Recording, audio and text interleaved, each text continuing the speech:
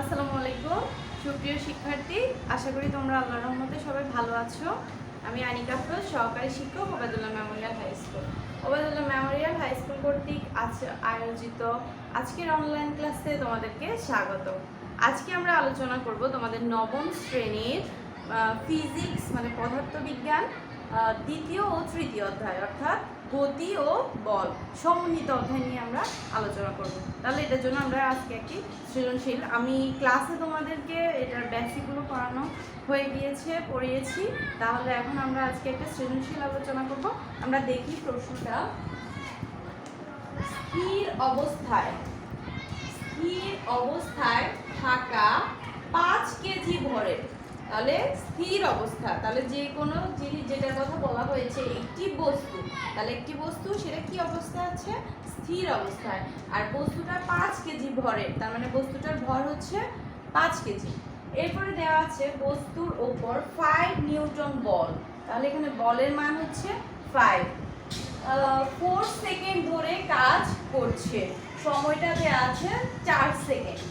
এরপরে তার এখানে কি বলা হয়েছে? 5 নিউটন বল 4 সেকেন্ড ধরে কাজ করছে, তার 4 সেকেন্ড পর, তাহলে যেই কাজটা করতেছে এর কাজটা শেষ হওয়ার 4 সেকেন্ড পর আবার পরে 10 নিউটন বল আবার 4 সেকেন্ড ধরে কাজ করছে। তাহলে আমরা প্রথমে যখন 4 সেকেন্ডে কাজ করছে তখন বলের মানটা দিয়েছিল 5 নিউটন, এরপরে কিছুটা সময় পরে আবার 4 সেকেন্ড পরে, তাহলে আমরা একটু নিজেরা একটু উদ্দীপকটা একটু দেখি। প্রথমে 4 সেকেন্ড, এরপরে বলছে 4 সেকেন্ডে কাজ করেছে 5 নিউটন বলে, করার পরে কাজ করছে তার 4 সেকেন্ড পরে, তার মানে এই জায়গাটা এখানে মাঝখানে একটা গ্যাপ আছে, তার এই কাজ করার 4 সেকেন্ড পরে, তার মানে পরে 4 সেকেন্ডে কত 10 নিউটন বল নিয়ে কাজ করে আবার 4 সেকেন্ড ধরে, তার মানে এটা হচ্ছে 4 সেকেন্ড। তাহলে এখান থেকে 4 সেকেন্ড কভার হলো 4 সেকেন্ড পরে আর 4 সেকেন্ড ধরে কাজ করছে। তাহলে আমাদেরকে এখানে 3টা পার্টের কথা বলা হয়েছে, প্রথম অংশ, দ্বিতীয় অংশ, তৃতীয় অংশ। এটা আমাদের উদ্দীপক থেকে আমরা বের করেছি। এরপরে আমরা দেখি ক নাম্বারে কি আছে, ভরবেগের সংরক্ষণ সূত্রটি লিখো। ভরবেগের সংরক্ষণ সূত্র, ভরবেগের সংরক্ষণ সূত্রটা কি? একাধিক বস্তুর মধ্যে ক্রিয়া ও প্রতিক্রিয়া বল ছাড়া যদি অন্য কোনো বল কাজ না করে, তাহলে একাধিক বস্তুর মধ্যে ক্রিয়া ও প্রতিক্রিয়া ছাড়া যদি অন্য কোনো বল কাজ না করে তাহলে কোনো নির্দিষ্ট দিকে ভরবেগের কোনো পরিবর্তন হয় না। কোনো নির্দিষ্ট দিকে ভরবেগের কোনো পরিবর্তন হয় না। তাহলে আমরা আবার বলবো, একাধিক বস্তুর মধ্যে শুধু ক্রিয়া ও প্রতিক্রিয়া ছাড়া অন্য কোনো বল কাজ না করলে কোনো নির্দিষ্ট দিকে ভরবেগের কোনো পরিবর্তন হয় না। এটাই হচ্ছে আমাদের ভরবেগের সংরক্ষণ সূত্র। এরপরে আছে খ নম্বরে, নিউটনের গতির দ্বিতীয় সূত্র থেকে কিভাবে প্রথম সূত্র পাওয়া যাবে? আমরা কি বলেছি? নিউটনের গতির দ্বিতীয় সূত্র থেকে আমাদেরকে কিভাবে প্রথম সূত্রটা পাওয়া যায় সেটা ব্যাখ্যা করো। তাহলে আমরা নিউটনের গতির দ্বিতীয় সূত্রটা জানতে হবে। আমি ক নাম্বারটা লিখি নেই হতে। নিউটনের গতির দ্বিতীয় সূত্র কি? নিউটনের গতির দ্বিতীয় সূত্র হতে আমরা পাই, আগে আমরা এটা লিখতে হবে, নিউটনের গতির দ্বিতীয় সূত্র হতে আমরা পাই বস্তুর ভরবেগের পরিবর্তনের হার এর উপর প্রযুক্ত বলের সমানুপাতিক। তাহলে আবার বলি, বস্তুর ভরবেগের পরিবর্তনের হার এর উপর প্রযুক্ত বলের সমানুপাতিক। অর্থাৎ তাহলে আমরা প্রথমে লিখবো, আগে আমরা লিখে ফেলি, এটা আমি লিখি নাই। নিউটনের গতির দ্বিতীয় সূত্র হতে আমরা পাই বস্তুর ভরবেগের পরিবর্তনের হার এর উপর প্রযুক্ত বলের সমানুপাতিক। শুধু আমরা গাণিতিক বিশ্লেষণটা দেখাচ্ছি, অর্থাৎ F = ma, তাহলে বা F = m এর মানটা কি? m টা আমরা একটা সূত্র জানি, v - u / t, আর এখানে আছে এটা হচ্ছে এর মান, তাহলে m টা আগে দিয়ে দিই। আমরা ত্বরণের একটা সূত্র জানি, ত্বরণ সমান হচ্ছে v - u / t, তাহলে ত্বরণ এর মান হচ্ছে v - u / t আর m টা আছে। এরপরে আমরা যদি এটাকে ক্যালকুলেশন করি তাহলে ft সমান এম ভি মাইনাস ইউ। তাহলে বা আমি এখানে আমি একটা কথা বলি, যদি আমাদেরকে বলা হয়েছে প্রতিপাদন করতে হলে বলতে হবে বাহ্যিক যদি কোনো বল প্রযুক্ত না হয়, তাহলে বাহ্যিক এখানে বাহ্যিক বল প্রযুক্ত না হলে, বল প্রযুক্ত মানে এফ এর মানটা বাহ্যিক যদি বল প্রযুক্ত না হয় তাহলে এফ এর মানটা হবে 0, তাহলে এফ ইজ ইকুয়াল টু 0। তাহলে আমি সমীকরণটার মধ্যে বসাই, সুতরাং এফ এর মানটা হচ্ছে 0 into T is equal to M V minus U. তাহলে বা 0 ইনটু টি, 0 কে কোনো কিছু দিয়ে গুণ করলে সেটা आंसर হবে 0 is equal to M V minus U divided U. বা তাহলে আমি এম এটাকে যদি এই পাশে আনি তাহলে এটা ইনটু আসছে, এখানে আসলে ভাগ হয়ে যাবে, তাহলে 0 দা এম দিয়ে ভাগ করলে সেটা 0 থাকে, তাহলে V minus U is equal to 0 বা ভি ইজ ইকুয়াল টু 0। এটা মানে কি ভি ইজ ইকুয়াল টু 0, অর্থাৎ বাহ্যিক কোনো V is equal to U. আমি মাইনাস ইউটাকে যখন এদিকে নিয়ে গেছি তাহলে প্লাস ইউ, তাহলে V is equal to U, অর্থাৎ বাহ্যিক কোনো বল প্রযুক্ত না হলে স্থির বস্তু চিরকাল স্থির থাকবে এবং গতিশীল বস্তু চিরকাল গতিশীল থাকবে। তাহলে আমার সূত্র হিসেবে বলতে পারি কি, এখানে V is equal to U মানে হচ্ছে বাহ্যিক কোনো বল প্রযুক্ত না হলে স্থির বস্তু চিরকাল স্থির থাকবে এবং গতিশীল বস্তু চিরকাল গতিশীল থাকবে। এরপরে এটাই হচ্ছে নিউটনের প্রথম সূত্র। তাহলে আমরা নিউটনের এই দ্বিতীয় সূত্র থেকে প্রথম সূত্র নির্ণয় করতে পারি। আমার প্রশ্নে বলা হয়েছে কিভাবে পাওয়া যায়, তাহলে দ্বিতীয় সূত্র ছিল এটা আর প্রথম সূত্র এটা। তাহলে আমরা আমাদের ক নম্বরের আনসার শেষ। এবার আমরা গতে যাব।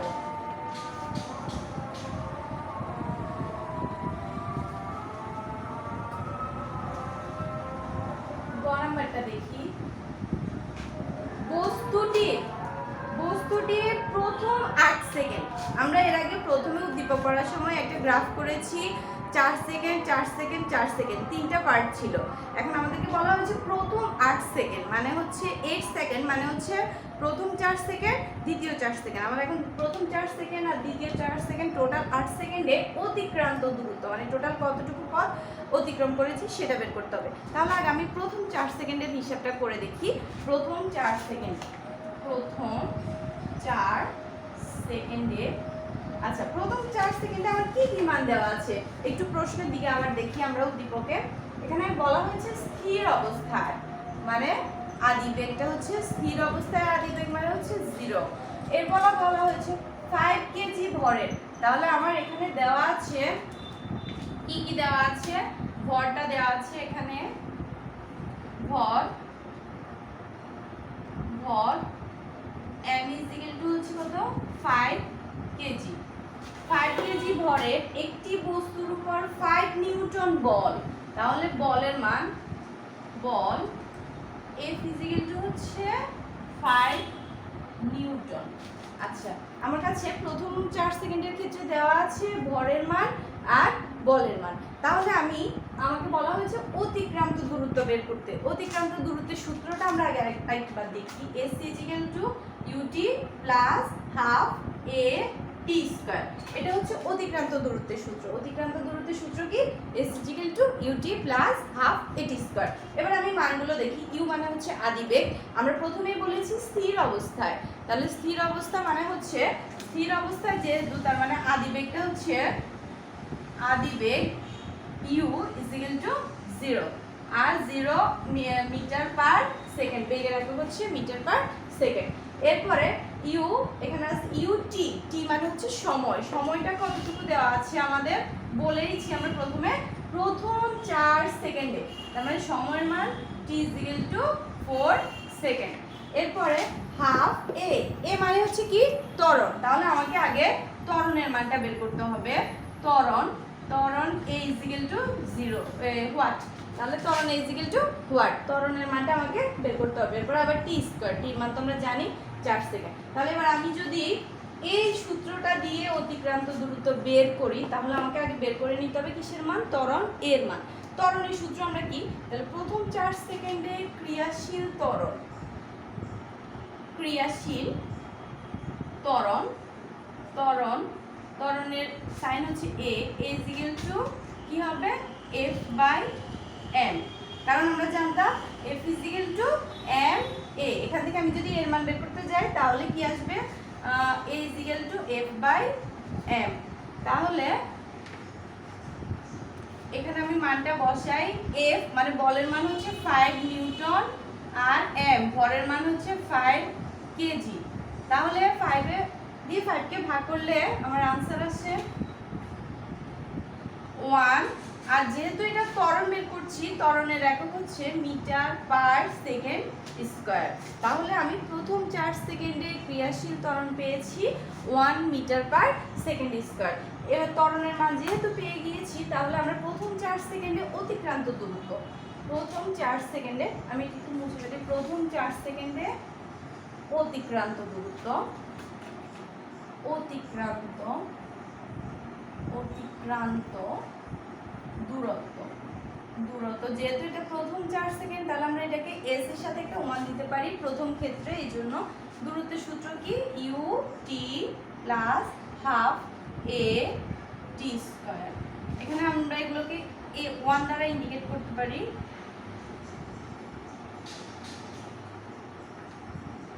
তাহলে t1 মানে প্রথম ক্ষেত্রে সময়, ত্বরণ a1 মানে হচ্ছে প্রথম ক্ষেত্রে ত্বরণ t1। তাহলে এবার আমরা মানগুলো বসাই। প্রথমে আছে u, এর মানটা কত? 0 ইনটু t, t এর মান হচ্ছে কত? 4 প্লাস হাফ ইনটু এর মানটা কত আমরা বের করেছিলাম 1 ইনটু t স্কয়ার, তার মানে হচ্ছে সময়ের স্কয়ার 4 স্কয়ার। তাহলে 0 ইনটু 4 মানে 0 প্লাস হাফ ইনটু 1 ইনটু 4 এর পর কত? 16। তাহলে এটা 0 2 দিয়ে আমরা 16 কে ভাগ করলে হয় কত? 8। তাহলে দূরত্ব বের হয়েছে 8 আর দূরত্বের একক হচ্ছে মিটার। তাহলে আমাদের এটা হচ্ছে প্রথম 4 সেকেন্ডে অতিক্রান্ত দূরত্ব, প্রথম 4 সেকেন্ডে অতিক্রান্ত দূরত্ব আমরা পেয়ে গিয়েছি। কিন্তু আমাদেরকে বলেছে প্রথম 8 সেকেন্ড, মানে প্রথম 8 সেকেন্ড হচ্ছে 4 সেকেন্ডও নিব, আবার পরের 4 সেকেন্ডও নিব, তাহলে মাত্র প্রথম 4 সেকেন্ডে হয়েছে টোটাল 8 মিটার। এবার আমরা দ্বিতীয় 4 সেকেন্ড বের করব। এখন দ্বিতীয় 4 সেকেন্ড বের করতে হলে, অতিক্রান্ত দূরত্ব বের করতে হলে আমাদেরকে চিন্তা করতে হবে বস্তুটা এখানে বলা হয়েছে কি, একটি বস্তুর উপর 5 নিউটন বল 4 সেকেন্ড ধরে কাজ করছে, তার 4 সেকেন্ড পরে আবার 10 নিউটন বল ধরে আবার কথা বলা হয়েছে, আবার 4 সেকেন্ড ধরে কাজ করছে। তার মানে মাঝখানের সময়টাতে কি হয়েছে? বস্তুটি সমবেগে চললো। তাহলে মাঝখানের সময়টিতে সমবেগে চললো। তাহলে আমরা সমবেগে চলার আগে এখানে প্রথম 4 সেকেন্ড পর বস্তুটির বেগ বের করবো। এবার প্রথম 4 সেকেন্ড পর, প্রথম 4 সেকেন্ড পর বস্তুটির বেগ কত হবে? বেগ v = আমরা তো আদি বেগ জানি 0, এখন আমরা শেষ বেগ বের করব। শেষ বেগ মানে v, তাহলে v এর সূত্র v = u plus at, v = u plus at, এর মানটা কত ছিল? 0 প্লাস এর মান হচ্ছে 1 ইনটু t এর মান হচ্ছে 4। তাহলে आंसर হচ্ছে 4, বেগের একক হচ্ছে মিটার পার সেকেন্ড। তাহলে আমার এরপরে v এর মানটা বের হচ্ছে 4 মিটার পার সেকেন্ড। এবার আমরা বলেছিলাম দ্বিতীয় 4 সেকেন্ডে বস্তুটি সমবেগে চলে। দ্বিতীয় 4 সেকেন্ডে বস্তুটি সমবেগে, দ্বিতীয় 4 সেকেন্ডে বস্তুটি সমবেগে চলে। তাহলে সমবেগে চললে আমরা সমবেগের ক্ষেত্রে আমরা জানি অতিক্রান্ত দূরত্বের সূত্র কি। তাহলে দ্বিতীয় 4 সেকেন্ডে বস্তুটির যেহেতু সমবেগে চলে বা চলবে, সুতরাং দ্বিতীয় 4 সেকেন্ডে অতিক্রান্ত দূরত্ব কি হবে? দ্বিতীয় 4 সেকেন্ডে অতিক্রান্ত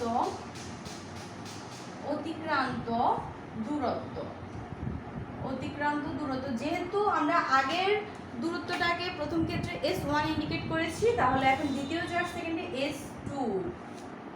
এখন যেহেতু বলা হয়েছে সমবেগে, তাহলে সমবেগের ক্ষেত্রে অতিক্রান্ত দূরত্ব বের করার সূত্র হচ্ছে s = vt। তাহলে আমার v এর মানটা আমি বের করেছি 4 * t এর মানটা জানি কত 4, তাহলে 4 × 16, আর যেহেতু দূরত্বের একক দূরত্ব হচ্ছে মিটার, তাহলে আমার প্রথম 4 সেকেন্ডে অতিক্রান্ত দূরত্ব একটা বের হয়েছিল 8 মিটার, আর দ্বিতীয় 4 সেকেন্ডে অতিক্রান্ত দূরত্ব বের হয়েছে 16 মিটার। তাহলে আমার প্রথম 4 সেকেন্ড দ্বিতীয় 4 সেকেন্ড টোটাল কত 8 সেকেন্ড। তাহলে টোটাল 8 সেকেন্ডে কতটুকু, তাহলে আমাকে প্রথম 8 সেকেন্ড বলেছে, তাহলে আমি লিখতে পারি প্রথম 8 সেকেন্ডে অতিক্রান্ত দূরত্ব, প্রথম 8 সেকেন্ডে অতিক্রান্ত দূরত্বকে একসাথে যেহেতু, তাহলে আমরা এটাকে শুধু s দ্বারা প্রকাশ করতে পারি, s = s1 + s2। তাহলে s1 এর মানটা কত বের হয়েছিল 8 প্লাস s2 এর মানটা 16, তাহলে 8 আর 16 24 মিটার। তাহলে আমার প্রথম 8 সেকেন্ডে অতিক্রান্ত দূরত্ব হয়েছে কত 24 মিটার। এগুলো আগের পার্টে ছিল। তাহলে আমার খ নম্বরে বলেছে বস্তুটির প্রথম 8 সেকেন্ডে অতিক্রান্ত দূরত্ব নির্ণয় করো। তাহলে আমরা বলবো প্রথম 8 সেকেন্ডে অতিক্রান্ত দূরত্ব 24 মিটার। আমাদের খ শেষ, এবার আমরা ঘতে যাব।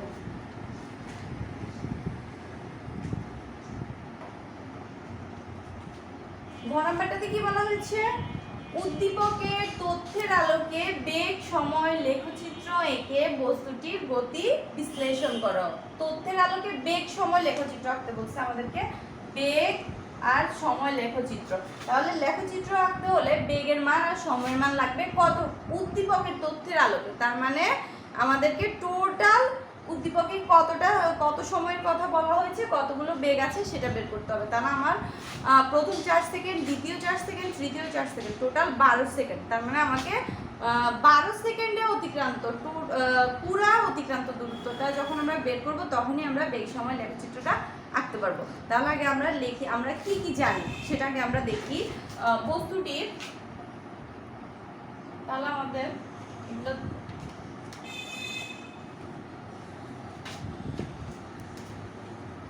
তাহলে বস্তুটির কি কি দেওয়া আছে, বস্তুটির প্রথম 4 সেকেন্ডে কি দেওয়া ছিল আমাদের ত্বরণ, প্রথম 4 সেকেন্ডে ত্বরণের মান আমরা কত পেয়েছিলাম, a = 1 মিটার/সেকেন্ড²।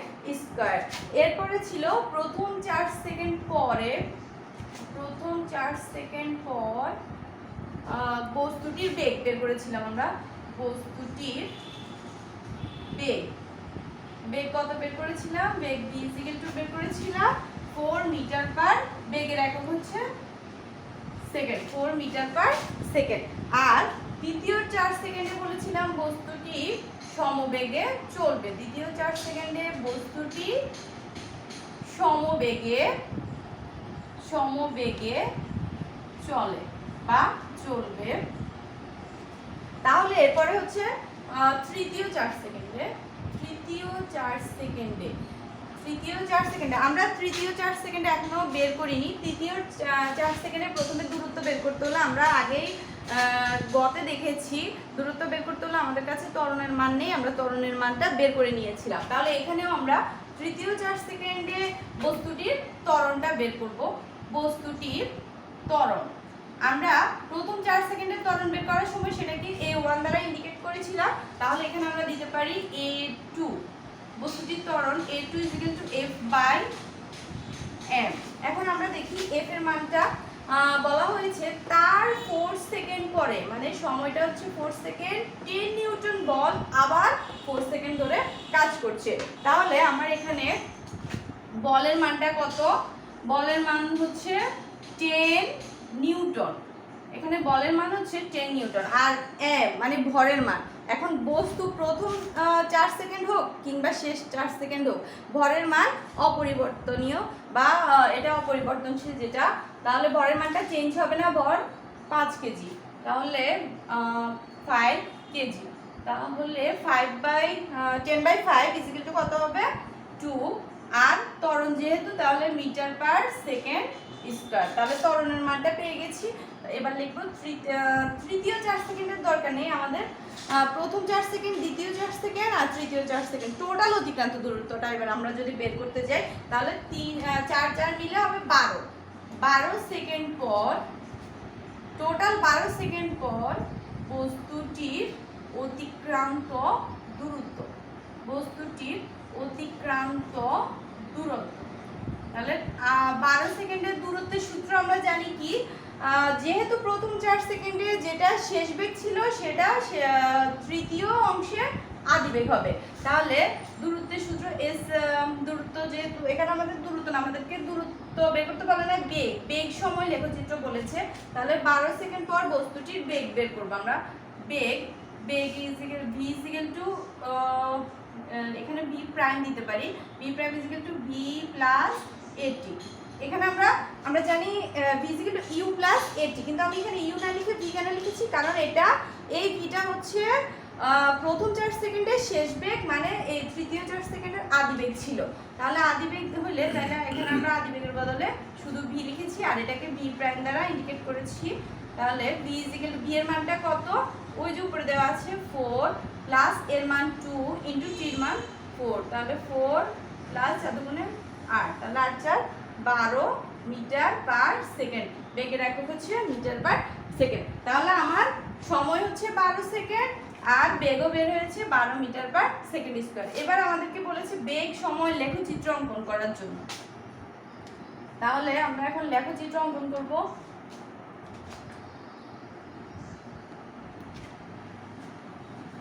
লেখচিত্রটা অঙ্কন করতে হলে এদিকে দিতে হবে বেগের এককটা লিখতে হবে এখানে মিটার পার সেকেন্ড, আর এখানে হচ্ছে সময়ের একক হচ্ছে সেকেন্ড, তাহলে এস। এবার আমরা 0 1 2 3 4 5 6 7 8 9 10 11 12 1 2 3 4 5 6 7 8 9 10 11 12, আর এদিকে 1 2 3 4 5 6 7 8 9 10 11 12 2 3 4 5 6 7 8 9 10 11 12। আচ্ছা, এবার আমরা জানি প্রথম 4 সেকেন্ডে ছিল কি, কতটুকু পথ অতিক্রম করেছিল, সেখানে বেগ প্রথম 4 সেকেন্ডে বেগের মান ছিল 4 মিটার পার সেকেন্ড। তাহলে আমি এই সময়ে 4 সেকেন্ড, এদিক থেকে 4 গুণ নিব আর এদিক থেকে 4 মিটার পার সেকেন্ড, তাহলে বেগের মান আসবে এই জায়গাতে। এটা হচ্ছে আমার প্রথম 4 সেকেন্ডে। এরপরে আমরা দ্বিতীয় 4 সেকেন্ডে বলেছিলাম সমবেগে চলে, কত মিটার, ওই বেগটাও কত ছিল 4 মিটার পার সেকেন্ড। তাহলে দ্বিতীয় 4 সেকেন্ড মানে 5 থেকে 8, তাহলে এই জায়গাটা। তাহলে আমাদের প্রথমে ছিল এভাবে সমবেগে চলে, আর তৃতীয় 4 সেকেন্ডে আবার 4 সেকেন্ড মানে 9 থেকে 12, সেখানেও বেগের মান বের হয়েছে কত 12 সেকেন্ড পর বেগের মান বের হয়েছিল 12 মিটার পার সেকেন্ড। তাহলে 12 হচ্ছে এখানে,